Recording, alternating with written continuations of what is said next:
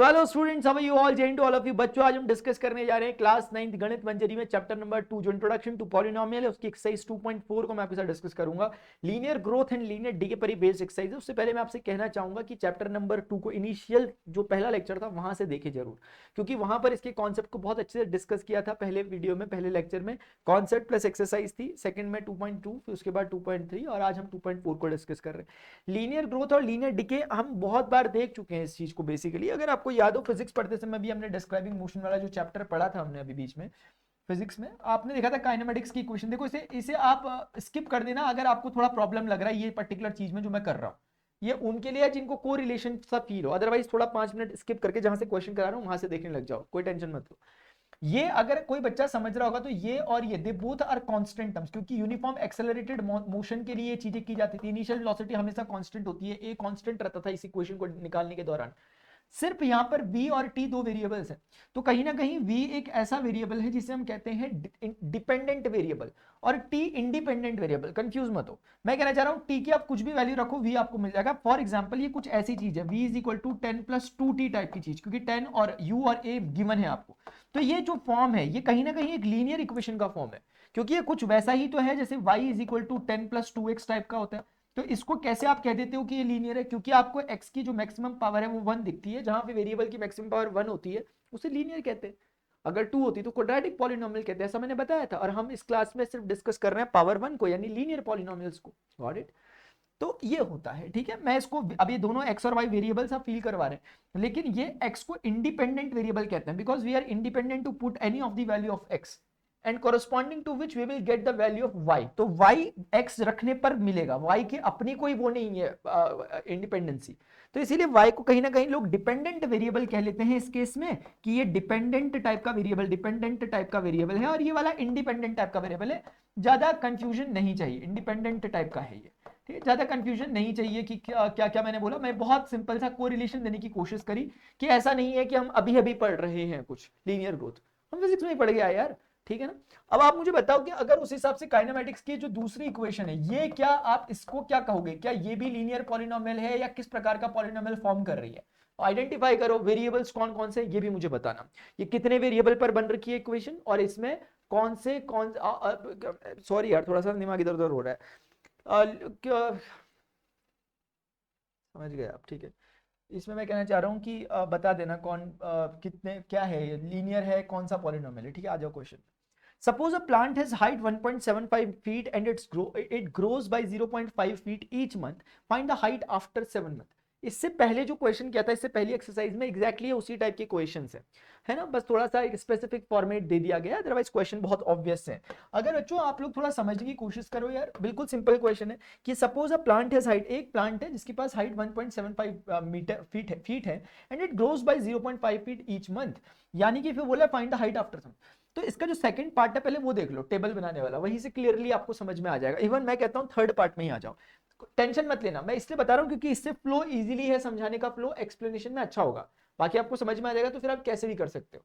जैसे ये बोल रहा है कि वही क्वेश्चन में find an expression that relates H and T. अगर आप ये रिलेशन बना पाओगे तो आप पहले दूसरे क्वेश्चन का खटाखट से आंसर दे पा रहे हो, क्योंकि आप देखोगे कि suppose a plant has height इतनी एंड 0 ईच मंथ, ठीक है ना। देखो तो इसका मतलब मैं ऐसे लिखता हूं, इनिशियल हाइट, अगर मैं आपको समझाने के लिए करूं एग्जैक्टली जैसे पिछली एक्सरसाइज की थी बच्चों वैसे ही करूंगा। इनिशियल हाइट कितनी दे रखी है? 1.75 फीट, ये इतनी दे रखी है इनिशियल हाइट। अब आप बोल सकते हो कि यार आफ्टर 1 मंथ, आफ्टर 1 मंथ जो हाइट हो जाएगी इसकी भाई की, वो कितनी हो जाएगी? 1.75 तो थी जैसे पिछली एक्सरसाइज में क्या था, प्लस उसमें कुछ एक्स्ट्रा ऐड हो गया, और वो जो ऐड हुआ दादा उसका नाम है 0.5। तो 0.5 फीट उसमें एक्स्ट्रा ऐड हो गया। इसी तरीके से आफ्टर अगर आप 2 मंथ चेक करोगे तो फिर आपको एक रिलेशन मिल जाएगा कि आफ्टर 2 मंथ कितना होगा? 1.75 प्लस का, अब ये पहले मंथ में 0.5। तो आपको समझाने के लिए अगर आप लोगों को याद हो जितनी थी उसमें आपको 0.5 और ऐड करना पड़ेगा, क्योंकि हर मंथ 0.5 का इंक्रीमेंट हो रहा है। तो इसी चीज को क्या आप ऐसा नहीं कह सकते कि 1.75 और 0. जो ये आपका दे रखा है 5, ये 2 बार ऐड हुआ है, इसका मतलब can't I just right it like 2 times 0.5। तो ये इस बारी का रिजल्ट हो गया। आपको बिल्कुल याद आ रहा होगा कि ये चीजें हम पिछली एक्सरसाइजेस में देख चुके हैं। अगर आपको यकीन नहीं आ रहा, देखो ये पिछली एक्सरसाइज में एग्जैक्ट काम हम कर चुके हैं पिछली एक्सरसाइज में। सेम टाइप ऑफ काम हम करते हुए आ चुके हैं, तो बस उसी काम को मैं यहाँ पर एग्जीक्यूट कर रहा हूँ यहाँ पर। अब बच्चों अगर आप देखोगे यहाँ पर, तो ऐसे ही करते करते अगर मैं इसको जनरलाइज कर दूं, अगर मैं बोलूं आफ्टर टी, अगर मैं कह दूं आफ्टर टी मंथ, जो हाइट है उसे मैं एच कह दूं जनरलाइज को, जैसे अभी तो कुछ कुछ निकलती रह रही है कैलकुलेशन करके, तो मैंने कहा आफ्टर इतना, after T month, after T month जो हाइट होगी, अगर मैंने उसको सपोज कर, मतलब मैं उसको चेक करने की कोशिश कर रहा हूं, तो मुझे समझ में आ रहा है 2 मंथ है तो यहाँ पे 2 से मल्टीप्लाई होगा, अगर 1 मंथ है तो 1 से 0.5 मल्टीप्लाई होगा, तो इसी प्रकार से 1.75 वो कितने से मल्टीप्लाई होगा, टी से इस बार मल्टीप्लाई होगा, इस बार कितने से मल्टीप्लाई होगा, टी से मल्टीप्लाई होगा 0.5, तो ये आपका रिजल्ट आ गया।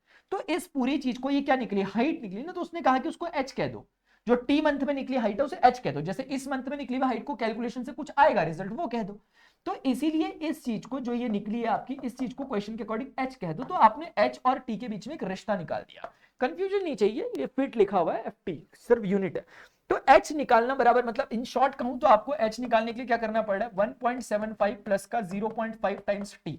अब आप खुद देख सकते हो कि ये एक लीनियर इक्वेशन है एग्जैक्टली जैसे अभी हमने पीछे देखी, v is equal to u plus a t and all, तो इसमें आपको समझ में आ रहा है कि टी जो वेरिएबल है उसकी पावर मैक्सिमम कितनी, 1 है, तो that is why it is a linear.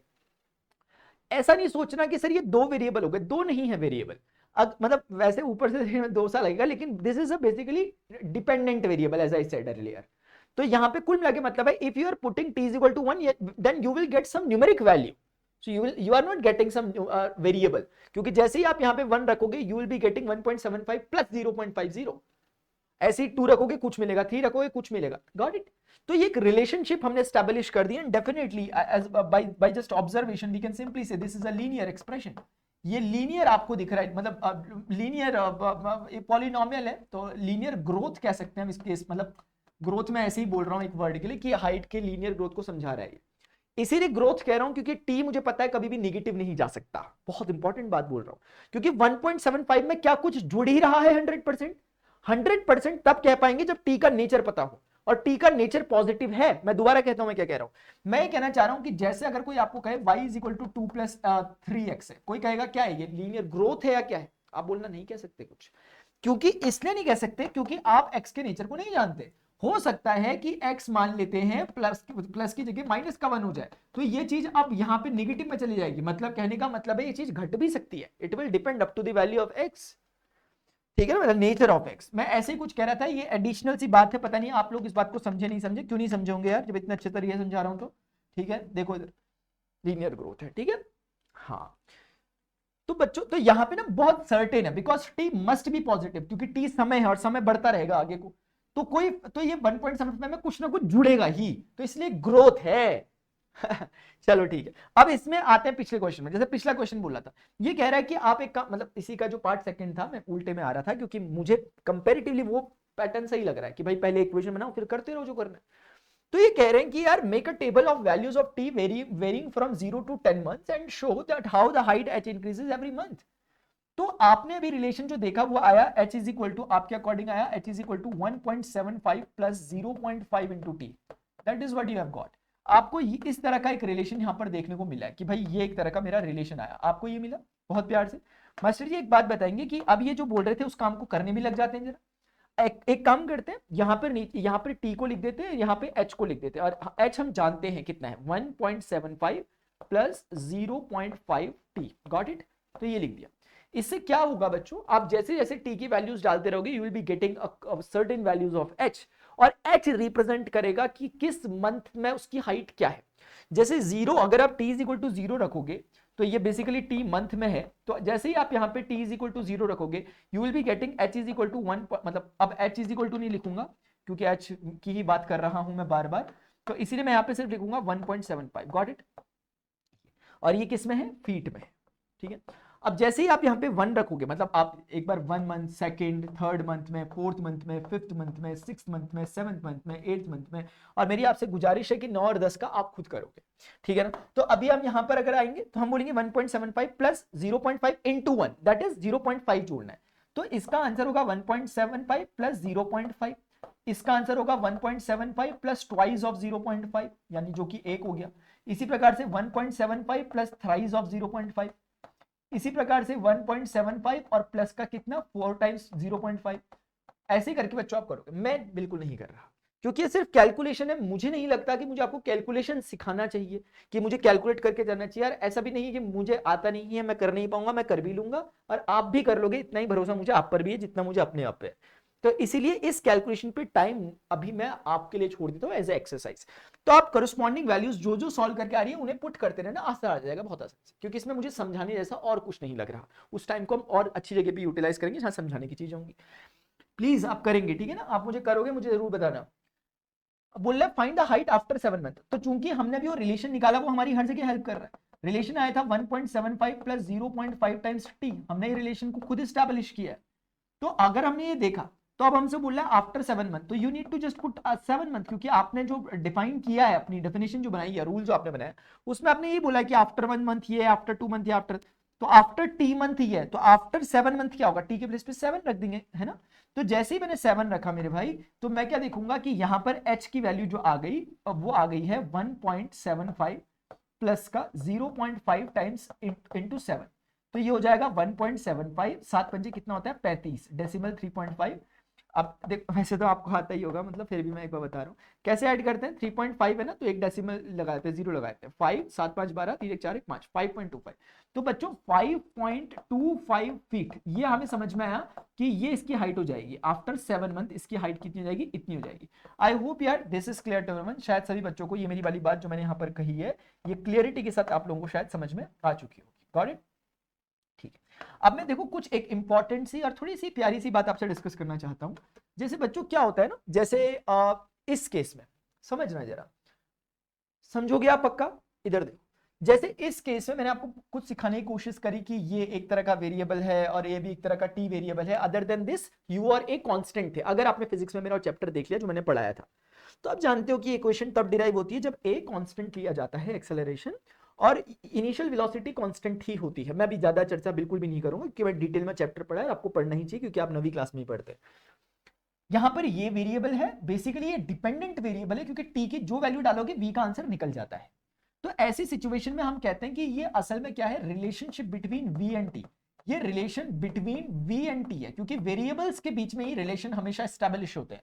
जैसे मैं कहूं y is equal to 2x, so that is nothing but the relationship between x and y. You won't say कि this is relationship between x, y and 2. हम constant term को mention नहीं करते। एक बात मैं अच्छा क्यों बता रहा हूं आपको ये चीज, मेरा कारण सुनो। मैं इसलिए बता रहा हूं इस चीज को, कल को अगर कोई आपको ऐसे बोलेगा ना कि v as a function of t है, तो आप इसका सेंस समझ जाओगे। अगर ये ऐसे लिखा है तो इसका सेंस समझने वाली बात है, बस वो सेंस को समझाने के लिए आया हूं इस स्लाइड पे कि ये v जो है वो फंक्शन ऑफ t है, यानी v को निकालने के लिए t की वैल्यू पे डिपेंडेंसी है उसकी। तो ये रिप्रेजेंटेशन होता है एक तरह का, इसमें t का कोई रोल नहीं है। v is not multiplying with t, it is not like that, it is just a convention to say the things more clearly. आप कह रहे हो कि v is the function of t, अगर आप सिर्फ ऐसा लिख देते हो v is a function of t, तो इसको देख के समझ में आएगा v जो भी है वो कुछ फंक्शन है t का, यानी t डिपेंडेंट वेरिएबल है, t डिपेंडेंट वेरिएबल है। ये अच्छी चीजें होती हैं, सीख लिया करो इन चीजों को। 10th में एक बेसिक सा क्वेश्चन आ गया था इस बार के बोर्ड एग्जामिनेशन में, ऐसे ही कुछ हल्का सा, मतलब बहुत सिंपल सा, बच्चे कंफ्यूज हो गए उसमें, क्योंकि इसीलिए कहता हूं कि पॉइंट उतना ही बिल्कुल नहीं, इसीलिए तो टीचर या एजुकेटर्स हैं आपके सामने ना, मैं इसीलिए खड़ा हूं कि मैं आपको थोड़ा बहुत उसके और डिफरेंट विमाएं और डायमेंशन समझा सकूं कि ऐसा भी होता है। मतलब अब वर्ड टू वर्ड जो बुक वालों की लिमिटेशन होती है कि वो सब कुछ नहीं लिख सकते क्योंकि बच्चा कंफ्यूज कर जाएगा, इसलिए टीचर्स बनाए। ठीक है, तो अब इधर देखो, जैसे यहां पर मैं क्या कहना चाहता हूं, जैसे कभी आपको दिखेगा y is equal to for example 2x plus 5, so basically someone will say y is a function of x, इतना बोल के चल देंगे आगे। मतलब ये एक तरीका, अगर सिर्फ ये लिखा है तो इससे ये समझ में आ रहा है कि y जो भी हो x डिपेंडेंट वेरिएबल है। हाँ? तो बेसिकली ये हो गया 2x प्लस 5। इससे क्या फायदा होता है? मतलब फायदा मतलब एक तरीका क्या है इसको, जैसे कोई कह रहा है at x is equal to 1 y की वैल्यू क्या है, तो लिखने वाले इसको ऐसे लिखते हैं at x is equal to 1 y की वैल्यू कितनी है ये, तो दोनों तरफ x के प्लेस पे 1 रख दिया। अगर at x is equal to 2 check करना है, दोनों तरफ x के प्लेस पे 2 रख दिया। So that is how that can work. ये होता है तरीका।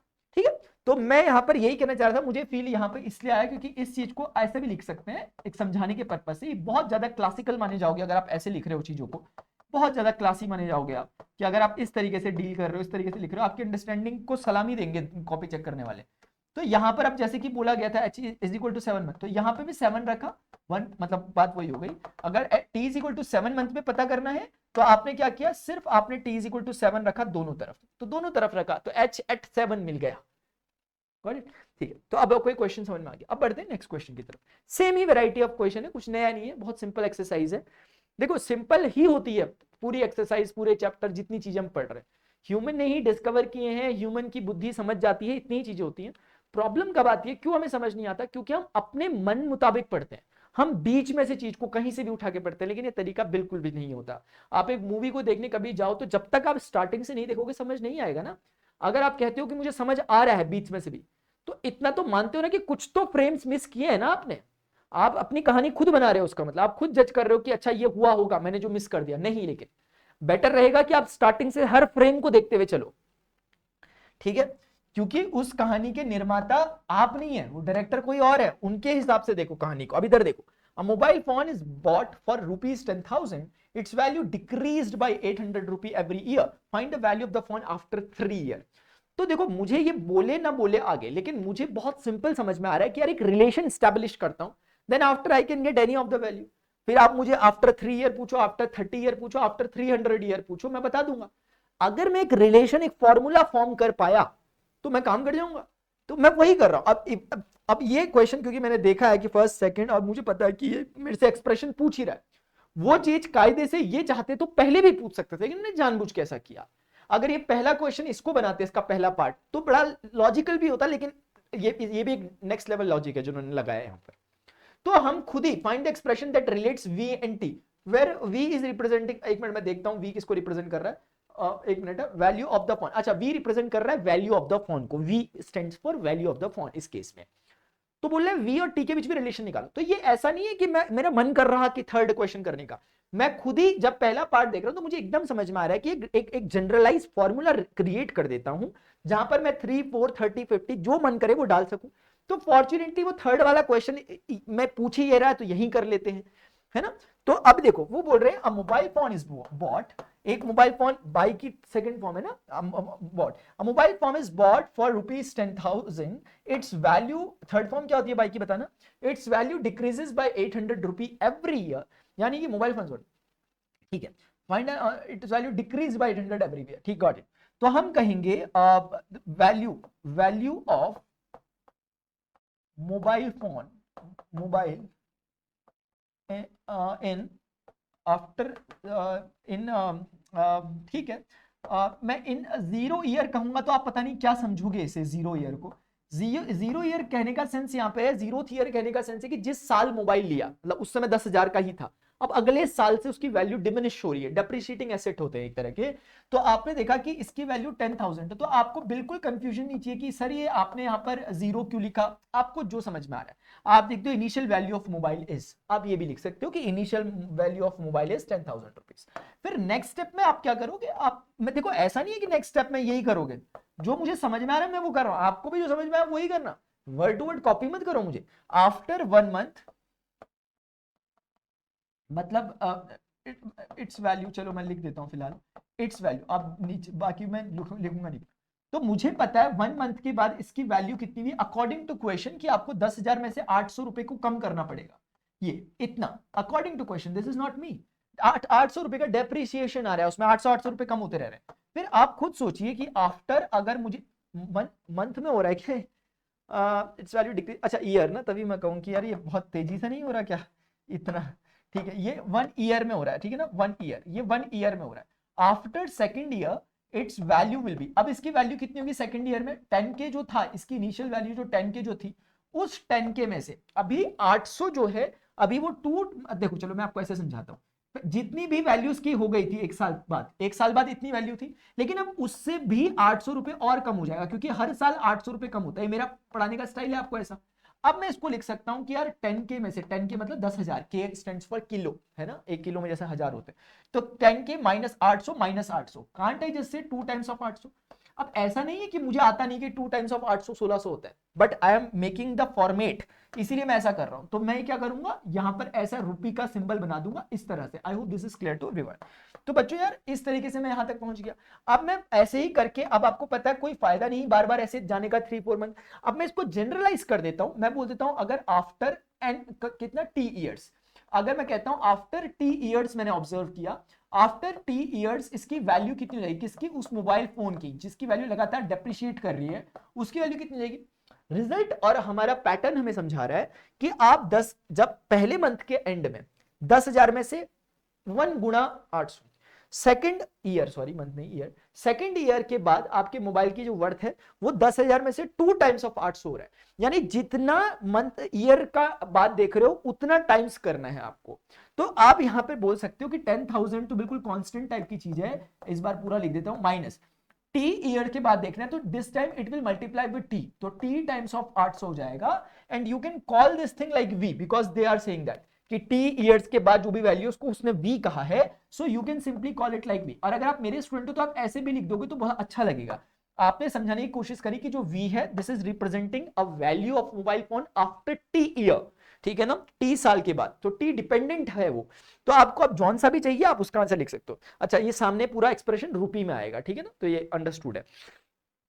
एक बात मैं कहना चाह रहा था लेकिन शायद अभी मैं मेरे दिमाग से निकल चुकी है, अभी जब समझ में आएगी आगे जाकर के तो मैं दोबारा से कह दूंगा।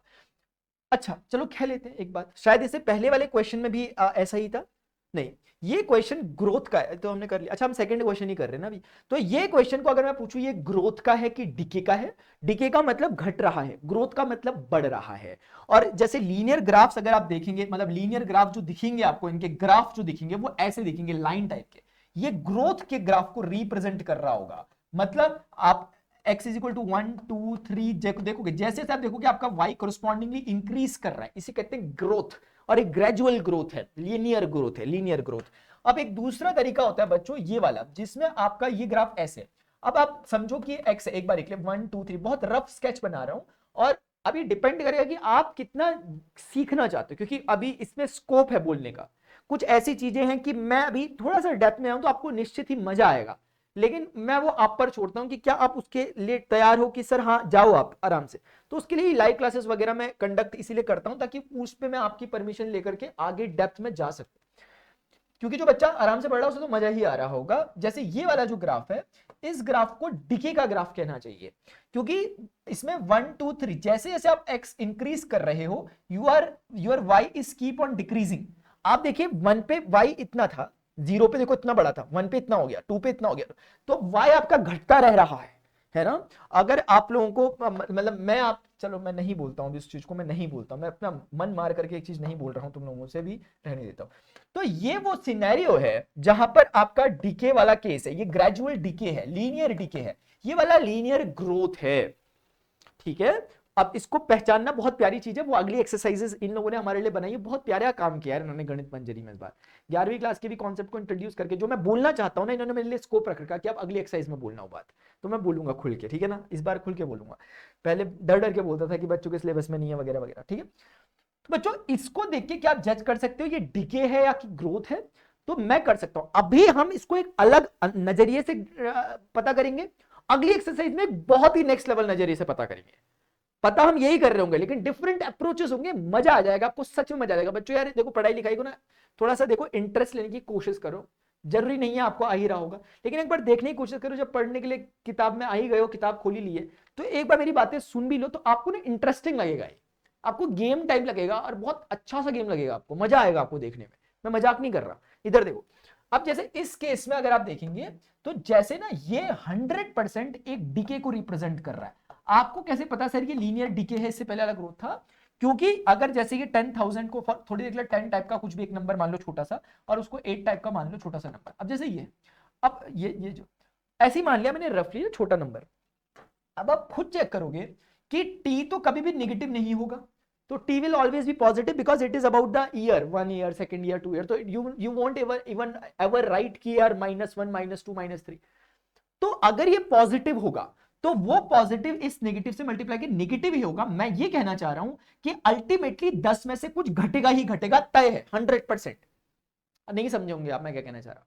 मैं ये कहना चाह रहा हूं अगर 10 - 8x लिखा हो तो आप नहीं कह सकते कि 100% 10 में से कुछ घट ही रहा, नहीं कह सकते आप, क्योंकि अगर x जैसे ही नेगेटिव हो जाएगा, सोचो x की वैल्यू -2 रख दी मैंने, x के लिए जैसे ही -2 रखी, अब देखो क्या सच में x में 10 में से कुछ घट रहा है या जुड़ रहा है? जुड़ने लग गया। तो वो x ने वो सिर्फ घटने का सिंबल देख के नहीं जज करना कि घट ही रहा होगा, वो x का नेचर पूरा गेम पलट देगा, गेम चेंजर है। तो इस केस में भी टी गेम चेंजर था, लेकिन चूंकि हमें पता है कि टी नेगेटिव नहीं हो सकता, हमेशा पॉजिटिव रहेगा, तो ये तय हो गया कि अब ये इसका मतलब हमेशा घटेगा ही 10 में से। तो अगर ये 10 में से घट ही रहा है तो इसका मतलब ये डीके ही है, ये डीके ही है 100%। समझे मेरी बात को, लीनियर ग्रोथ को। ऐसे करके मजेदार है ना। ठीक, अब इधर आते हैं, जैसे इसकी टेबल वगैरह की बात करें, जैसे 10,000 माइनस कितना था 800 टी, तो ये हमारा जो इस बार बना वो बना 10,000 माइनस का 10,000 माइनस का 800 टी, ये हमारा एक्सप्रेशन बना। तो ये एक्सप्रेशन जो बच्चों बना, इस एक्सप्रेशन में मैं फिर से कोई काम नहीं करूंगा यार, मैं फिर से आपके लिए छोड़ूंगा, क्योंकि मुझे पता है कि you guys are very smart. आप यहाँ पे टी लिखोगे, टी रिप्रेजेंट कर रहा होगा, इस बार ईयर्स को रिप्रेजेंट कर रहा है, ये आपको दिखाता है कि आप कितनी अंडरस्टैंडिंग रखते हो जब आप ये लिखते हो ब्रैकेट में ईयर्स, इसलिए नहीं कि नंबर कट जाएंगे, इसलिए नहीं कि आपकी अंडरस्टैंडिंग को रिप्रेजेंट करता है, क्या कितने लॉजिकली सोच रहे हो। और यहाँ वाला वीटी, और वो वीटी के एक्सप्रेशन को मैं यहाँ पे लिख नहीं रहा, वो आपने ऊपर से समझ लिया, बस इतना समझा देता हूँ कि ये रुपी में है, बाकी वीटी क्या है वो वैल्यू। अब आप प्लीज एक बार, उसने कहा कि आपको 0 से 0 1 2 3 4 5 6 7 8, अभी this is your responsibility, this is your work, this is your homework, just put the value of t is equal to 0 over here, you will be getting 10,000 only. इसका मतलब पहले ही उसमें अगर आप चले जाओगे पहले ही साल में अपने, तो 10,000 का 10,000 मिल जाएगा, कोई डेप्रिसिएशन नहीं। फिर जैसे ही आप 1 रखोगे तो 10,000 में से 800 घटा दो तो आपका 9,200 वगैरह कुछ मिलेगा। फिर ऐसे करके आप प्लीज वैल्यूज रख रख के देखोगे, मैं निश्चित ही समझता हूं कि आप लोग इसको कर लोगे, इसलिए मैं कुछ ज्यादा नहीं कर रहा, ये काम मुझे नहीं लगता मुझे करना चाहिए, मुझे बिल्कुल नहीं लगता, ठीक है ना, ये आपका ही काम है, आपको ही करना चाहिए, ठीक है। अब बच्चों हम आते हैं द इनिशियल पॉपुलेशन, एक नेक्स्ट क्वेश्चन है। अब आप मुझे बताओगे कि लीनियर ग्रोथ है, मैं बिल्कुल नहीं बताऊंगा, मैं बिल्कुल अपने आप से कसम खा लेता हूं, मैं नहीं बताऊंगा। इसका कमेंट सेक्शन में आप बताओगे कि लीनियर ग्रोथ है कि डिके है, नीचे पे पूरा मैं निकाल के दिखाऊंगा आपको एक्सप्रेशन, आप बताओगे, लेकिन देखता हूं टाइम स्टैम्प के साथ। क्या बोल रहे हैं, the initial population of a village is 750, every year 50 people move from nearby city to the village. 50 लोग कितने हर साल के बाद ना 50 लोग इनके गांव में शिफ्ट हो जाते हैं। तो इससे पॉपुलेशन अब क्या होता होगा मुझे नहीं पता, आप खुद बताओगे। Find the population of the village after 6 year, क्या हो जाएगा, कुछ बढ़ जाएगी एक तरह से ना। हाँ, तो एक बार इसका हम समझ पा रहे होंगे कि यहां पर भी क्या हो रहा है कि एक तरह का कुछ हो रहा है, मतलब हर साल एक निश्चित संख्या आ रही है। तो अब आप धीरे धीरे मैथ्स की जगह जनरल नॉलेज से भी पहचानना सीखो कि लीनियर कैसे होती है लीनियर टर्म्स। ऐसा नहीं हो रहा कि पहले साल 50 लोग, फिर अगले साल 100 लोग, फिर अगले साल 200 लोग बढ़ रहे हैं, निश्चित ग्रेजुअल इंक्रीमेंट है, ग्रेजुअल इंक्रीमेंट है, equal increment in equal interval of time है। एक साल में 50 व्यक्तियों का वृद्धि है तो अगले साल भी 50 ही व्यक्ति है, इसको कहते हैं uniform increment, gradual increment, linear increment, linear growth. यहीं से आपका वो यूनिफॉर्म मोशन टाइप का मैंने जो डिस्कस किया था आपसे फिजिक्स वाला वो।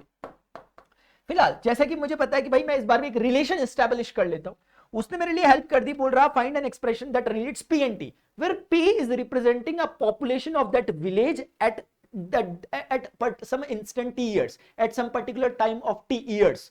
किसी t साल में वहां की पॉपुलेशन को उसने p कह दिया, तो p is basically t dependent variable. अब ये टर्म्स देखो, अगर मैं सीधे डायरेक्टली बात करने लग जाऊं तो टेक्निकल साउंड कर रहे हैं, लेकिन अगर आप देखोगे तो ये बहुत अच्छा, हमने उनके लिए एक अच्छा नामकरण कर दिया उन चीजों के लिए जो बहुत टेक्निकली, जो वैसे बोलते तो बहुत घचपच हो जाता, लेकिन अगर हम टेक्निकली इन वर्ड्स को समझ पा रहे हैं तो पी ऑफ टी का सेंस क्या हो रहा है, population of the village at T year. समझाता हूं, तो आप देखें तो आपको समझ में आएगा कि यार कि सर जी यहां पर ये हो रहा कि 7, जो मैं लिख देता हूं, इनिशियल पॉपुलेशन मतलब population of village at T is equal to 0, this is what we call initial मतलब जो ऑब्जर्वेशन स्टार्ट कर रहे हो आप। तो फिलहाल इसको इनिशियली लिख दो या आप लिख देते हैं at T is equal to 0, but still it is all right. Initial population of village, initial population of a village, initial population of a village is कितनी है बच्चों, हमने देखा 750 है, 750 है। अब वो हमें समझा रहे हैं कि यार आफ्टर एवरी ईयर है ना, तो मैं इसको ऐसे लिख देता हूं, ये एग्जैक्टली पिछली एक्सरसाइज से रिजेंबल कर रहा है। इन्होंने बहुत ब्यूटीफुली डिजाइन किया आपकी बुक को, मैं सच कहना चाहता हूं, बहुत ब्यूटीफुली डिजाइन किया इन्होंने बुक को, मैं बिल्कुल अप्रिशिएट करना चाहता हूं जिन्होंने भी किया है सब। आफ्टर मतलब इन्होंने, चलो मैं नहीं समझा पाऊंगा क्या कहना चाह रहा हूं, लेकिन देखो आफ्टर 1 ईयर तो पॉपुलेशन ऑफ अ विलेज भी कितनी हो जाएगी, आपको समझ में आया, आपका गणित कहता है 750 में से नहीं प्लस, क्योंकि 50 पीपल इनके उसमें आ रहे हैं, 50 पीपल जा नहीं रहे इनके गांव से, इनके गांव में आ रहे हैं 50 पीपल, तो अब इनकी पॉपुलेशन 800 हो जाएगी। तो अब अपना ज्यादा हम थोड़ा वो नहीं लगाएंगे कि कुछ चले गया कुछ हो गया होगा, हम जितना डेटा दिया उसी के बेसिस पे समझ रहे हैं। बाकी हम ये नहीं बोलेंगे कि कुछ और भी आगे पीछे हो गया होगा, कोई बर्थ हुआ होगा या कुछ ऐसे से, हम वो नहीं करेंगे, हमें जो डेटा दिया उतना ही समझेंगे। Nearby city to the village, अच्छा ये बड़ी अच्छी बात लगी यार, ये कितना अच्छा मैसेज दे रहे हैं। मतलब एक यूटोपिया वाला फील आ रहा, क्योंकि 50 people move from a nearby city to the village, village to the city नहीं, सिटी से विलेज में आ रहा है। मेरा देश बदल रहा है। चलो इधर देखो, after second year, after 2 years, आप देखोगे आफ्टर 2 साल बाद इनकी पॉपुलेशन कितनी हो जाएगी, पहले जितनी थी, पहले कितनी थी, पहले इतनी थी इससे पहले साल, लेकिन इसमें फिर से 50% पीपल और ऐड हो जाएंगे। तो now it will be, I won't say कि ये 50-50 100 हो गया, I will say twice of 50 हो गया, to make the pattern, to make the pattern. अब मैं पैटर्न समझ चुका हूं, तो मैं एग्जैक्टली क्योंकि पैटर्न समझ चुका हूं पिछली बार की तरह काम करूंगा। अगर बोलूंगा आफ्टर कितना टी ईयर, अब ये जनरलाइज कर देना बोलते हैं इसे कहते हैं आपने फॉर्मूला फॉर्मेट कर दिया, क्योंकि 2 3 4 5 करते हुए कहां तक चले जाओगे, 10 तक जाओगे, लोग बोलेंगे 11 बताओ, 11 तक जाएंगे लोग बोलेंगे 20 बताओ। तो एक फॉर्मूला कंस्ट्रक्ट कर दो, जिसका जो मना रहा वो रख के देख लो यार। तो after T year the population of a village be 750 plus, यहां पर टी ईयर बच्चों, तो टी यानी कि in place of 2 there should be T. मैं दोबारा एक्सप्लेन कर देता हूं, अगर 2 साल बाद देखना था तो 2 से मल्टीप्लाई हुआ, 1 साल बाद देखना था तो 1 से मल्टीप्लाई हुआ। मैं एक बात कहना चाह रहा था, जो मैं कह रहा था मैं भूल गया था, याद आ गया। ये अभी आपको कंफ्यूज नहीं करना चाह रहे, वरना ऐसा भी हो सकता है किसी सिनेरियो में कि यहां 2 हो लेकिन वहां 1 हो, यहां 2 हो लेकिन वहां 3 हो, कुछ भी हो सकता है। उस पैटर्न को फिर जज करना पड़ता है कि जितना यहां है उससे 1 ज्यादा, या जितना यहां है उससे 1 कम, ऐसे जज करना पड़ता है। तो अगर यहां 2 है और यहां 3 होता मेरे भाई, तो मुझे प्लीज बताओ कि जब यहां टी लिखता तो यहां क्या लिखता। मैं दोबारा कहता हूं, अगर यहां 2 होता और यहां 3 लिखा होता, तो उस सिनेरियो में यहां टी में आप यहां क्या लिखते। अगर आपकी इस लेवल की अंडरस्टैंडिंग है, वेल डन, बहुत बढ़िया कर रहे हो। तो ये आपके पास रिजल्ट है, this is representing the population of the village at time T, at T years. तो हमने इस तरीके से अपना एक रिलेशन एस्टेब्लिश कर दिया, हर बार की तरह, पिछली बार की तरह। Again this is a linear function. Why is it so? Because the variable is having maximum power of 1, उसकी मैक्सिमम पावर कितनी है, 1 है, that is why it must be a linear. Linear मतलब ग्रेजुअल इंक्रीमेंट है। अब ये आपके पास relation आ गया 750 प्लस 50t। अब आप कुछ भी कर सकते हो, जैसे इस केस में आप बोलोगे 750 प्लस 50t हो गया आपके पास, 750 प्लस 50t हो गया, and that is nothing but the population at the year T year, ठीक है ना। तो इसमें please this is a request to you all guys कि यहाँ पे t इज इक्वल टू आप ईयर्स में जब लिखोगे, और यहाँ पे p ऑफ t आप जो लिखोगे, जो कि आपका मतलब एक नॉर्मल नंबर है, because this doesn't have any kind of unit, क्योंकि नंबर ऑफ पीपल को रिप्रेजेंट कर रहा है। आपको इसने बोला 0 से, तो 0 1 2 ऐसे करते करते आपको 10 तक जाना है, और correspondingly you will be getting the result. जैसे यहाँ पे आपको 750 मिलेगा, इसका मतलब ये ऑब्जर्विंग टाइम ईयर की बात चल रही है, उस समय 750 ही लोग थे।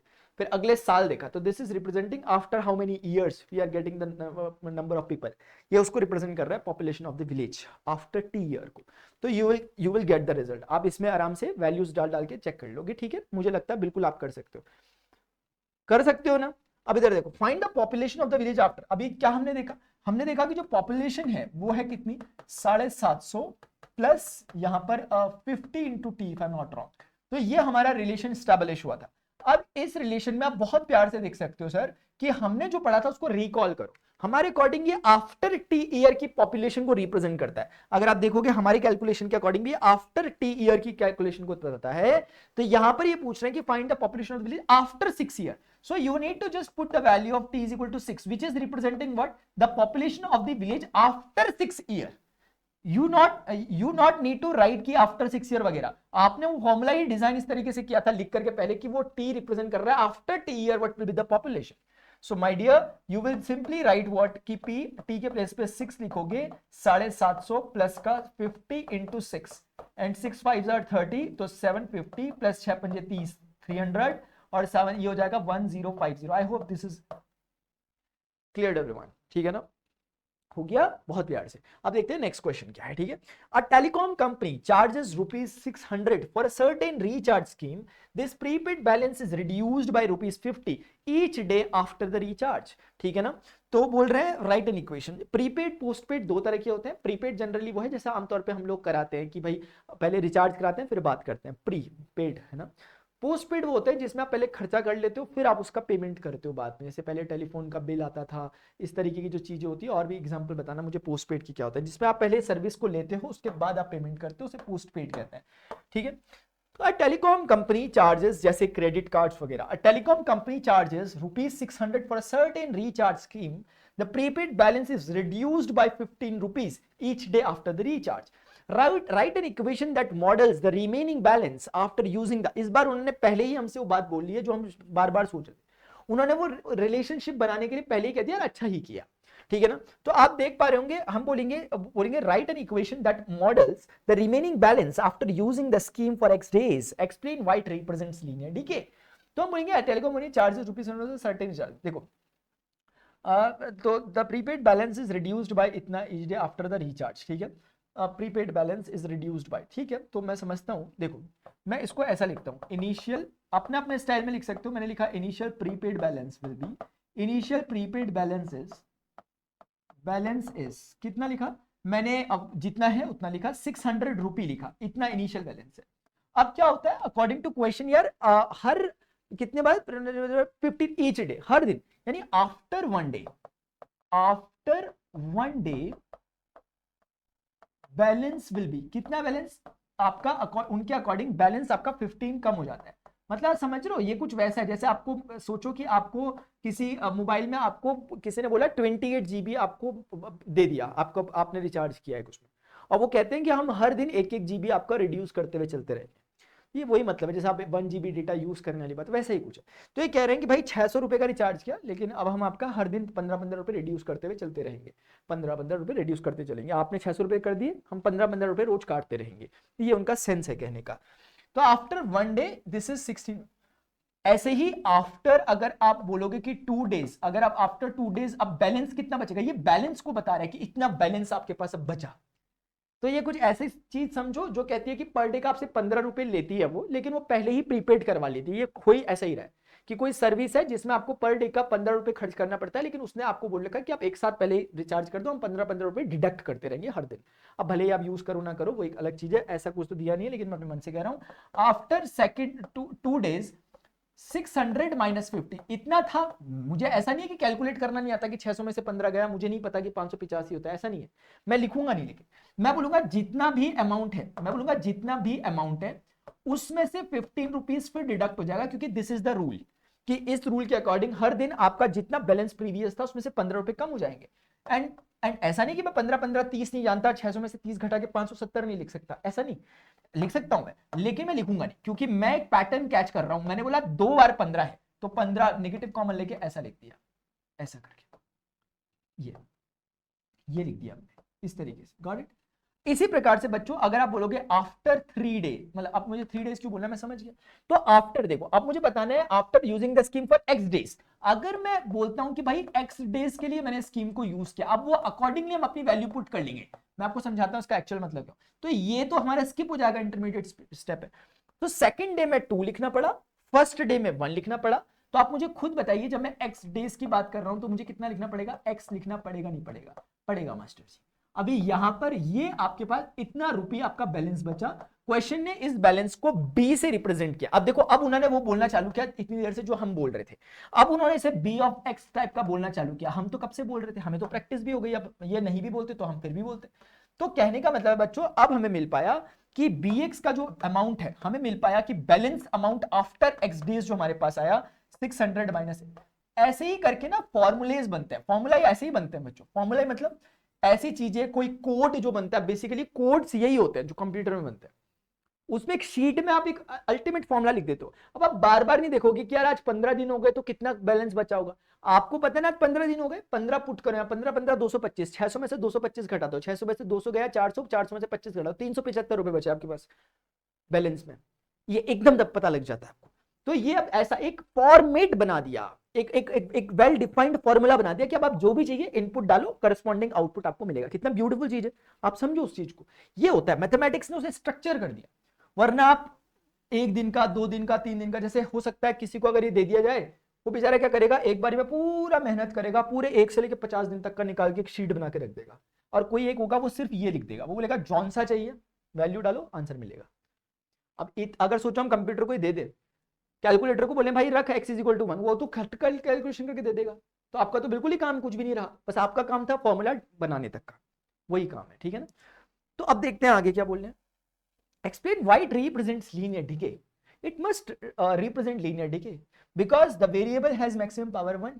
तो इसका मतलब ये लीनियर डिके है। और ये डिके क्यों है? क्योंकि मैंने आपको बताया, क्योंकि x जो है x must be positive always, क्योंकि इस पर्टिकुलर केस में, नॉट ऑलवेज, x यहां पर डेज को रिप्रेजेंट कर रहा है। And you will never say कि यार x हो गया -3 डे, नहीं होता। x 3 डे होगा, 4 डे होगा, 30 डे होगा, पॉजिटिव जाएगा, तो उसके पॉजिटिव से ये नेगेटिव डिस्टर्ब नहीं होगा, ये नेगेटिव ही रहेगा। तो 600 में से हमेशा कुछ घटेगा ही घटेगा। इसका मतलब ग्राफ नीचे को जा रहा है, डिक्रीजिंग नेचर का। अच्छा एक बात मैं बताना चाहता हूं, ये अभी हमने डिस्कस किया था, आपको याद है अभी यूनिफॉर्म एक्सेलरेटेड मोशन की जब मैं ग्राफ आपको पढ़ा रहा था, वीटी ग्राफ, आप मुझे बता सकते हो ये इन दोनों में कौन सा पॉजिटिव और कौन सा नेगेटिव एक्सेलरेशन है? ये वीटी ग्राफ को अगर रिप्रेजेंट कर रहा हो, यहाँ वी और यहाँ टी हो, तो इनमें से कौन सा एक्सेलरेशन पॉजिटिव और कौन सा रिटार्डिंग? डिस्कस किया था मैंने फिजिक्स में, ठीक है ना। अच्छी चीजें हैं बच्चों, मैं कोई ऐसे बाहर की चीजें नहीं डिस्कस कर रहा आपके साथ, आपकी ही चीजें अच्छे तरीके से डिस्कस कर रहा हूँ। इसलिए तसल्ली से जब टाइम हो तब देखा करो लेक्चर्स को मेरे ना। इधर देखो, ठीक है। तो हमने ये निकाल दिया फॉर्मेट, ये हो गया था शायद, ठीक है, bx निकाल दिया हमने, 600 माइनस 15x। अब ये बोल रहे हैं कि after how many days will the balance run out, कितने टाइम बाद आपके पास बैलेंस निल हो जाएगा, जीरो हो जाएगा। तो आप बोलोगे यार, आप बोलोगे ब्यूटीफुल क्वेश्चन है, क्योंकि इस क्वेश्चन में हमने सीखा कि b ऑफ x जो हमारे अकॉर्डिंग था 600 जो एक्चुअल रिचार्ज किया था, उसमें से 15 रुपए डेली का कट रहा था, और x डेज के हिसाब से हमने एक फॉर्मेट निकाला था। हमने इसको निकाला था, हमने पता किया था कि भाई अगर इनिशियल प्राइस 600 रुपए था, हर दिन 15-15 रुपए कम होते हैं, तो x डेज के बाद आपका बैलेंस इतना बचता है। लेकिन वो कह रहा है कि अगर ये बैलेंस जीरो हो जाए, ये बैलेंस, वो कहना चाह रहा है कि अगर ये बैलेंस जो आपके पास बचा, तो आपको अब तो कोई कंफ्यूजन ही नहीं होगा बी ऑफ एक्स बोलने में, आपको पता है, क्योंकि मैंने आपको प्रैक्टिस करवा दी हो ब्रैकेट में एक्स बोल बोल के। नहीं करवाई थी तो अभी थोड़ा दिक्कत होती समझ। तो ये कहना चाह रहा है कि ये जीरो हो गया, अगर बैलेंस जीरो हो गया, तो गणित को हमने प्रॉम्प्ट दिया कि भाई ये जीरो हो गया, गणित ने कहा ठीक है रख देते, अपने मर्जी से कुछ भी नहीं कर रहा मैं, मैथ्स करवा रही है जो करवा रही है। 15 नेगेटिव का इधर आके पॉजिटिव हो जाएगा। और बच्चों नेक्स्ट स्टेप में आप बोलोगे x बराबर कितना हो गया, 600 डिवाइडेड बाई 15, और 15, इसको 4 बार, 15 चौके 60 और 40। x रिप्रेजेंट करता था डे को। तो आफ्टर हाउ मेनी डेज क्या था, after how many days, question क्या था, after how many days the balance will run out. तो उसका आंसर है आफ्टर 40 डेज, 40 दिन के बाद बैलेंस रन आउट हो जाएगा जीरो, यानी इसकी वैधता 40 दिन तक की है एक तरह से, 600 रुपए के रिचार्ज की। तो आप ऐसे करके ना पता करना अपने रिचार्ज के बारे में भी, कुछ आपके रिचार्ज में भी होता ही है, बस बताते नहीं है आप, उसमें भी हो यही रहा है ऑलमोस्ट यही चीज, ठीक है। हर दिन का एक कॉस्ट निकल रहा है उसके हिसाब से, ठीक है। तो हो गया यार मेरे हिसाब से। अभी जैसे ये वाला पार्ट है, makeup table variable 1 to 10 reduces with time, exactly वही है बच्चों यार। बी ऑफ एक्स आपको दे रखा है, 600 में से आपने देखा कि 15 रुपए पर डे के कट रहे थे, तो एक्स डेज में इतना बचेगा बैलेंस। तो अब आपको कुछ नहीं करना माय डियर, आपको इसने बोल रखा कि make a table of values for X varying from 1 to 1, यहाँ पे एक्स लिख देंगे, यहाँ पे बैलेंस जो बचा हुआ है। फिजिकली समझना बहुत जरूरी है, सिर्फ मैथ्स मत लगाते रहना, तो मजा नहीं आता। उसको रिलेट करना कि व्हाट इज इट एक्चुअली, ये रिप्रेजेंट कर रहा है आफ्टर हाउ मेनी डेज, यानी कि 1 दिन के बाद, 2 दिन के बाद, 3 दिन के बाद। तो टेबल बना के रख दिया। जैसे घर में कोई है, मान लिया वो कह रहे हैं मुझे मैथ्स नहीं लगानी, मेरे पास कैलकुलेटर घर भूल गया मैं, तो आप उनके लिए कैसे टेबल घर में बना के चले जाओगे, चिपका दोगे दीवार में। आप बोलोगे आपको जितने भी दिन बाद देखना होगा आप देख लेना, मैं आपके आगे आंसर लिख करके जा रहा हूँ, और उस आंसर को लिखने के लिए आपको कुछ नहीं करना है, यहाँ पे करस्पॉन्डिंग वैल्यूज को प्लेस करते रहना। 600 में से 15 जाएगा तो आपका यहाँ पर आ जाएगा 585, फिर ऐसे करके 600 में से अगर 30 जाएगा तो ये आपका आ जाएगा 570। ऐसे करके करके 15-15 रुपए ही कम करना है। अगर आप नेचुरली देखोगे तो 15-15 रुपए कम करने हैं आपको, which is not a big deal. आपको 70 में से 15 रुपए कम करने, 555 हो जाएगा, मुगली गुट्टी। ऐसे इससे 15 रुपए कम करने आप आराम से कर सकते हो। तो ये सिलसिला बढ़ता रहेगा। तो अब this is not my work, this is your work. और आपको पता है ये आपके लिए भी कोई बड़ी बात बिल्कुल भी नहीं है, this is a labour work, ये लेबर वर्क है। इससे पहले मतलब इसमें हमें अपना लेबर दिखाना पड़ेगा, हमें अपनी मेहनत करनी पड़ेगी। इससे पहले जो हम कर रहे थे उसमें थोड़ा बहुत दिमाग लगाया, तो हमें समझ में आया कि यार ये कंस्ट्रक्शन कैसे होता है, इक्वेशंस को बहुत प्यारे तरीके से हमने सीखा। और मैं बहुत अप्रिशिएट करना चाहूंगा बुक बनाने वालों को, उन्होंने अच्छे से बनाया ताकि ईजी रहा मेरे लिए भी समझाने के लिए, ईजी रही चीजें। अब हम लीनियर रिलेशनशिप को पढ़ेंगे, जो बहुत प्यारी एक्सरसाइज है, जिसमें क्या क्लास 11th के कॉन्सेप्ट है, लेकिन आप घबराना मत 11th के कह करके, आपको 11th में हेल्प करेंगे। वो 11th के नहीं है कॉन्सेप्ट, वैसे कॉन्सेप्ट तो इसी क्लास में इंट्रोड्यूस हो जाने चाहिए थे, लेकिन वो मौका नहीं मिलता था। लेकिन डिजाइनिंग इस तरह से करी इन्होंने कि आप मौका मिलेगा। तो बच्चों यार आई होप आप लोगों को ये लेक्चर इन्फॉर्मेटिव लगा होगा। आपको किसी भी क्वेश्चन में किसी भी मोमेंट पे अगर कोई प्रॉब्लम होती है ना, एक टाइम स्टैम्प बनाया करो वहां पर, मतलब जो भी टाइम है, जैसे फॉर एग्जांपल भी 32 मिनट 30 सेकंड हो गए होंगे, तो ऐसा लिख करके एक हाइपरलिंक बनता है ब्लू कलर का, फिर लिख दो कि सर ये वाली चीज समझ नहीं आई, इसे एक्सप्लेन कर दो। इसकी पीडीएफ जब ये प्रॉपर पूरा चैप्टर हो जाएगा, इसकी पीडीएफ में डाल दूंगा, नीचे टेलीग्राम का लिंक दिया होता है वहां पर, तो आप वहां से देख सकते हो। और एज सच पीडीएफ की वैसे रिक्वायरमेंट नहीं होती, लेकिन मैं दे दूंगा आपको, वरना समझो और खुद से प्रैक्टिस करो ज्यादा से ज्यादा क्वेश्चन। अगर आपको वीडियो इंफॉर्मेटिव लगा, please make sure to like this video. आप जरूर वीडियो को लाइक करें और नीचे कमेंट सेक्शन में जरूर बताया करें। एक token of love, token of thanks, token of appreciation इतना शायद बनता है अगर आप लेक्चर्स को देख रहे हो और आपको कुछ वैल्यू ऐड कर रहे हैं। हाइप करने का वीडियो को ऑप्शन आता हो तो आप हाइप भी कर सकते हैं। अभी के लिए बच्चों इतना ही, मिलते हैं नेक्स्ट सेशन में। Till then good bye, see you, take care, Jai Hind, bye bye, love you all.